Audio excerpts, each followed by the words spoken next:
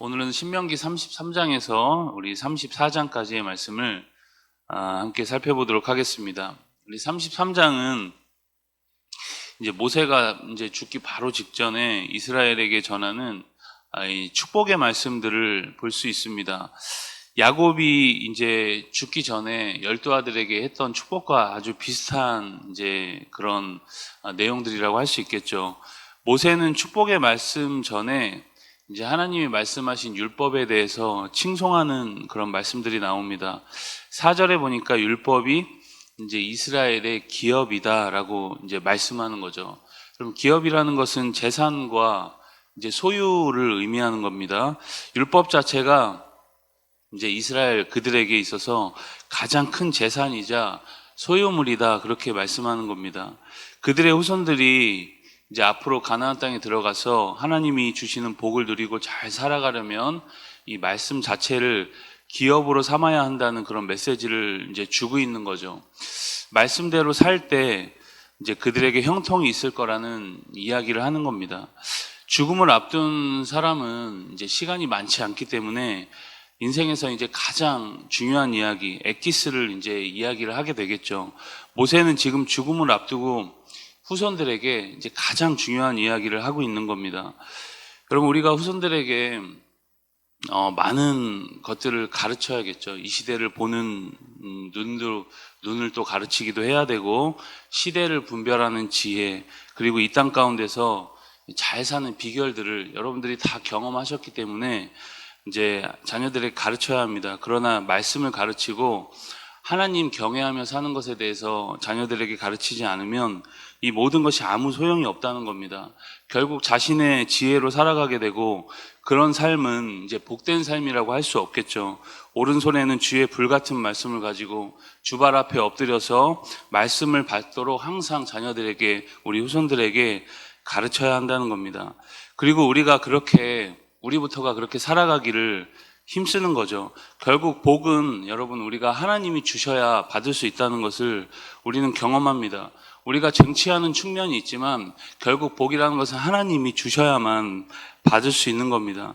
그런데 복 받는 비결을 모세오경 내내, 오늘 우리가 모세오경을 마무리하는데 이제 모세오경 내내 주의 말씀에 순종하라, 지겹도록 귀에 따갑도록 가르치는 겁니다. 반대로 주의 말씀대로 살지 않으면 저주라는 거죠. 여러분, 아주 심플합니다. 주의 말씀대로 살면 복, 그렇게 살지 않으면 저주.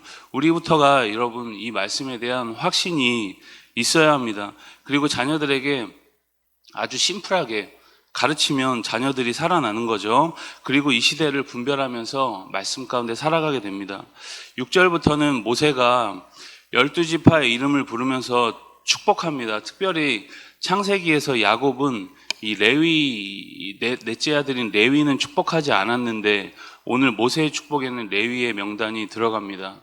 레위는 당시 이 세겜 족속을 살육하는 일에 앞장서면서 그 일로 인해서 아버지 야곱에게 이제 축복이 아니라 저주를 받게 되죠. 그러나 오늘 말씀에서는 이제 레위 역시도 복을 받고 있는 장면입니다.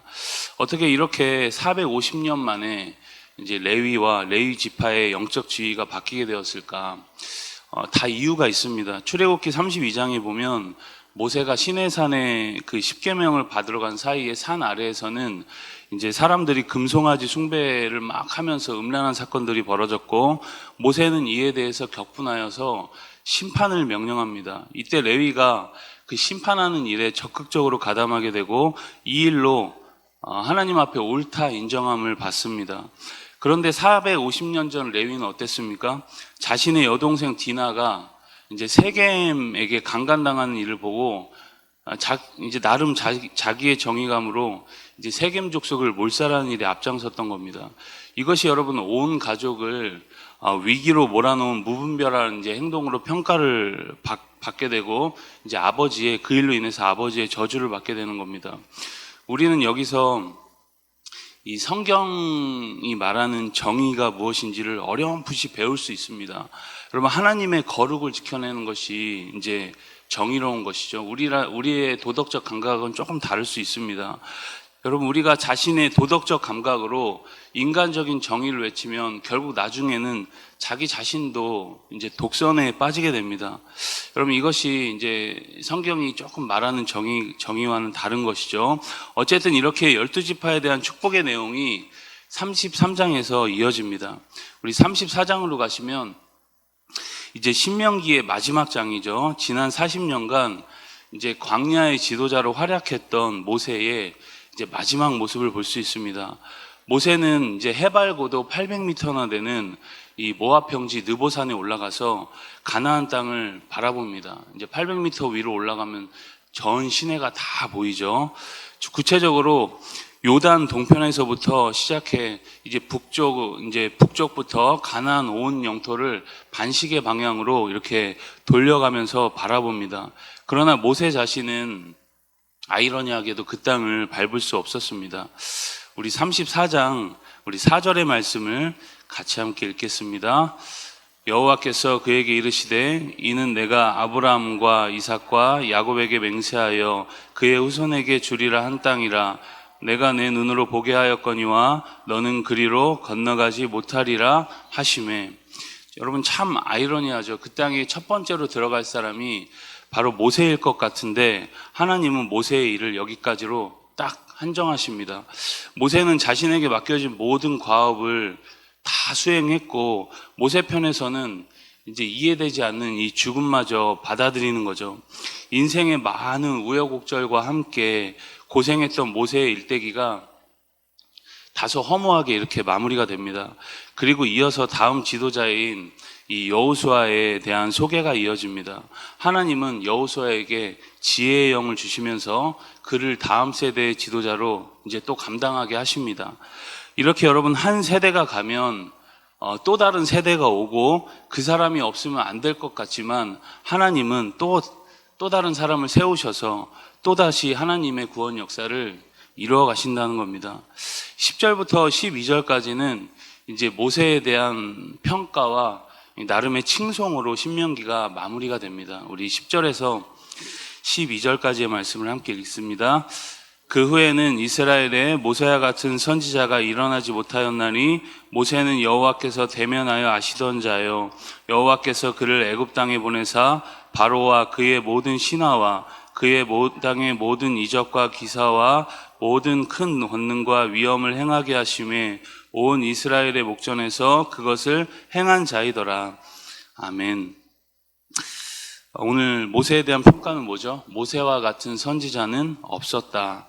하나님과 대면하여 영광을 누렸던 모세라고 그렇게 이야기를 합니다. 이스라엘 역사에 많은 선지자들과 또 걸출한 지도자들이 있었지만 오늘 성경은 분명 모세와 같은 선지자는 없었다라고 말씀합니다. 그만큼 큰 영광을 누렸던 불세출의 지도자가 바로 모세였던 것이죠. 모세는 하나님도 인정하실 만큼 훌륭하고 정직하고 또 걸출한 지도자가 맞습니다. 무엇보다 수많은 세월 속에서 이제 온유한 사람으로 훈련받아 자신의 뜻을 드러내는 것이 아니라 철저하게 하나님의 뜻을 전달하고 힘겨울 땐 엎드릴 줄 아는 그런 지도자였습니다. 오늘 우리에게 이런 모세와 같은 온유함과 순종이 다 있기를 바랍니다. 그래서 오늘 우리의 인생을 하나님의 평가하실 때 누구누구와 같은 성도는 없었다라고 말씀하실 만큼 오늘 우리에게 주어진 이 순종과 신앙의 길에서 아름다운 승리가 있는 오늘이 다 될 수 있길 주님의 이름으로 축복합니다. 우리 신명기 33장에서 34장까지의 말씀을 경청합니다. 주의 말씀은 내 발의 등이요 내 길의 빛이니이다. 아멘.